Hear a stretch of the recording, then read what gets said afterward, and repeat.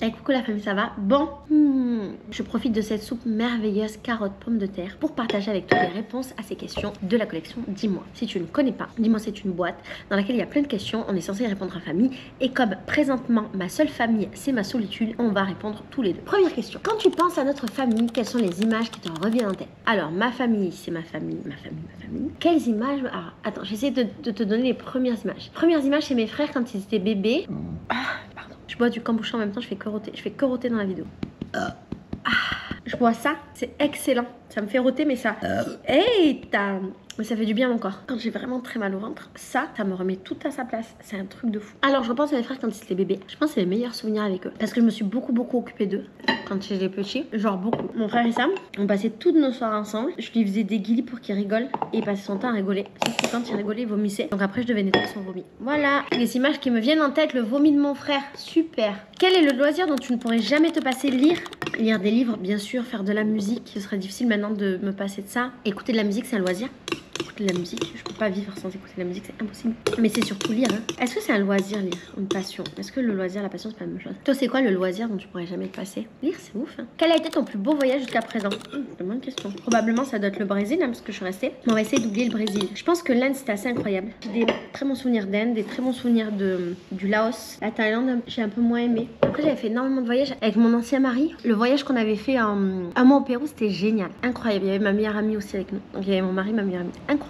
Donc, je dirais que le Pérou avec Farida Anaïs et l'Inde toute seule. Et d'ailleurs, si jamais tu veux voir mes voyages, dans ma playlist, je mets le lien dans la barre d'infos. Il y a tous mes voyages que j'ai fait. J'ai tout filmé de A à Z. Quel livre ou film t'a le plus marqué? Alors, livre, c'est difficile parce qu'il y en a trop. Mais je dirais comme ça, L'Empire des Anges, de Bernard Werber, ça avait été un gros choc pour moi quand j'étais ado. Un gros choc. Bien entendu, Le Prophète de Khalil Gibran, c'est mon livre préféré de toute la vie. Et en film, Requiem for a Dream, c'est vraiment le film qui m'a le plus marqué. Encore aujourd'hui, je pense que si je le regardais, il me marquerait. Et ah oui, bien sûr aussi le film de Vincent Cassel où sa meuf elle se fait violer. Irréversible, choc. En plus moi j'ai vu Irréversible au cinéma parce que je suis une ancienne. Au cinéma les gens ils se levaient, ils quittaient la salle. La première scène c'est un mec après le viol qui se fait défoncer la gueule avec un extincteur d'incendie. Je sais pas si t'imagines. Et on voit tout.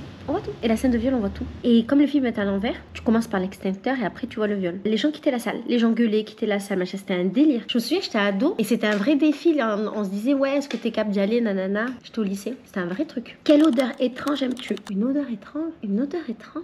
Pas le souvenir d'aimer une odeur étrange. Une odeur que j'adore, c'est l'odeur du beurre fondu. Mon odeur préférée, c'est celle du jasmin. J'ai pas de souvenir d'une odeur étrange.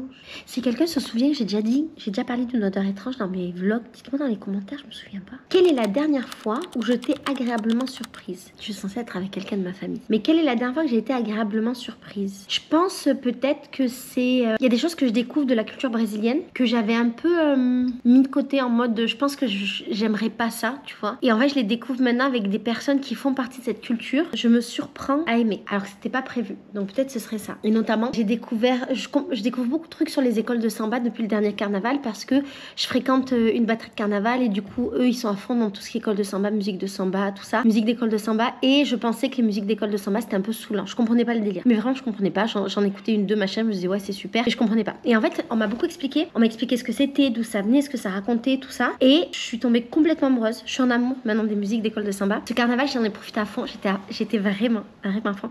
Et le carnaval prochain, comme je suis avec ces gens-là, comme je vais les connaître encore plus, comme je vais fréquenter encore plus les écoles de samba et plus d'écoles de samba différentes, à mon avis, je vais être encore plus dedans. Donc peut-être c'est ça ma grande surprise agréable. Qu'est-ce qui te motive le plus en ce moment? Les vacances, les mecs, je suis en vacances bientôt. Alors peut-être qu'il y aura du décalage avec la sortie de cette vidéo, mais moi je suis en vacances dans 3 semaines, qui est génial. Et je suis en train de monter mes vacances là. J'avais prévu de partir à Bahia, à Salvador de Bahia, et faire des vacances un peu comme ça, plage, cocotier et compagnie. Finalement j'ai changé, je vais à Pernambouc. Ça va être plus des vacances sur le thème du foro, de la culture populaire du Nord-Est. Et en fait, pourquoi j'ai changé d'avis comme ça? Quand je réfléchissais, ce qui me correspondait plus, qu'est-ce qui m'anime ici au Brésil, c'est la culture populaire. Et la culture du Nord-Est, la culture du foro, cette partie-là du Nord-Est, Pernambouc et compagnie, c'est vraiment ce que j'aime le plus. Et les gens de là-bas, c'est généralement les gens que je fréquente. Donc je me suis dit, j'ai deux trucs. Soit je fais des vacances où vraiment je fais rien. En vrai, bon, oui, je vais faire toutes mes vidéos de l'année, donc je vais pas faire rien, mais voilà, t'as compris. Ou je fais des vacances un peu plus culturelles qui m'animent un peu plus. Et en vrai, j'avais envie de vacances qui m'anime. Et je pars avec mes copines. En plus, je pars avec Lorraine et son bébé, Sandra, mon frère,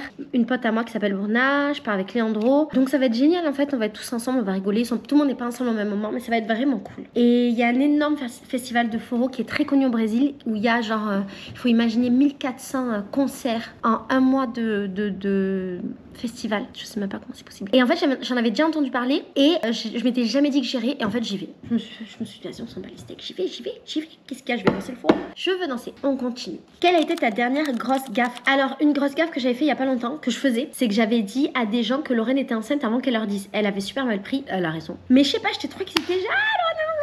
Bébé. Et en fait, elle avait pas dit, elle voulait pas dire. J'avais pas percuté qu'elle voulait pas le dire. Bref, super chiant. Et là, j'ai refait la même chose. Putain, un enfer. Je suis vraiment gênante. Lorraine, en gros, elle a dit à personne qu'elle est enceinte. Elle s'est barrée dans le nord-est. Dans le nord du pays. Le nord, au nord-est. Et la meuf a dit à personne qu'elle était enceinte, elle est revenue avec un bébé de 4 mois. Elle a dit à personne, elle a rien posté, rien du tout. Et donc, elle sort pour la première fois à Rio depuis qu'elle est revenue. Et on rencontre des gens et qui disent, mais Lorraine, t'avais disparu et tout. Et moi, trop heureuse, mais oui, elle a disparu parce qu'elle a fait un bébé. Voilà. Un enfer. Donc c'était ça, un enfer, insupportable. Quel cours ajouterais-tu au programme scolaire pour t'aider dans la vie? Je pense qu'il faudrait un cours d'empathie. Ouais, d'empathie, ce serait très important. Pour apprendre aux enfants à être empathiques avec les autres gens. Pour apprendre aux enfants à se mettre à la place des autres, à être gentils. Tu vois, un cours pour parler d'intelligence émotionnelle, en fait, ce serait très intéressant, très important, ce serait ça. Voilà ma gueule, on a répondu à toutes les questions. Si jamais tu veux répondre aussi aux questions, surtout n'hésite pas. Réponds dans les commentaires, ça me fera très plaisir. Tu sais, souvent, pas souvent d'ailleurs, je lis tous mes commentaires. Et ça me fait toujours plaisir quand vous me racontez votre vie, vos histoires et compagnie. Donc surtout, n'hésitez pas. Je suis très contente d'être revenue sur YouTube. Je sais pas quand est-ce que va sortir cette vidéo, la vérité. Donc ça se trouve, je suis revenue depuis un mois. Mais dans cette temporalité de maintenant, j'avais fait une grande pause et j'avais du mal à revenir. Et là, je suis contente parce que je suis bien revenue sur YouTube. Je suis très contente de retourner les vidéos de nouveau, de refaire des vidéos parce que ça m'avait manqué. J'ai pas fait une énorme pause. C'était pas une vraie pause en fait. J'étais quand même présente, mais pas autant. Et je culpabilise beaucoup de pas faire toujours une vidéo par jour parce que c'est un peu mon truc, genre une vidéo par jour depuis 10 ans. C'est ce que je dis, je continue à dire parce que j'en ai quand même fait beaucoup. J'ai 3500 vidéos sur ma chaîne, mais je fais de mon mieux pour revenir à ce rythme-là. Il est pas évident parce qu'à l'époque, je faisais une vidéo par jour, pendant des années d'ailleurs. J'avais pas autant de travail dans la vie, mais j'y reviens. Je m'organise pour déléguer au maximum et pour pouvoir faire YouTube. Tu sais, YouTube, c'est vraiment ce qui m'anime le plus. Même si j'ai plein d'autres travails, j'ai d'autres business et qui me ramènent de l'argent, là où YouTube vraiment ne m'en ramène pas du tout. À une époque, je gagnais 1000 € par mois sur YouTube. Maintenant, si je gagne 200, 300 €, c'est le grand du monde. Le bout du monde. Moi, je gagne rien du tout sur YouTube. Mais YouTube, ce sera toujours ma priorité. Même si parfois, j'ai besoin de mettre cette priorité de côté. Mais YouTube sera toujours ma priorité. Je sais pas pourquoi je t'avais dit ça. Allez, je te fais des bisous. Ciao, ciao.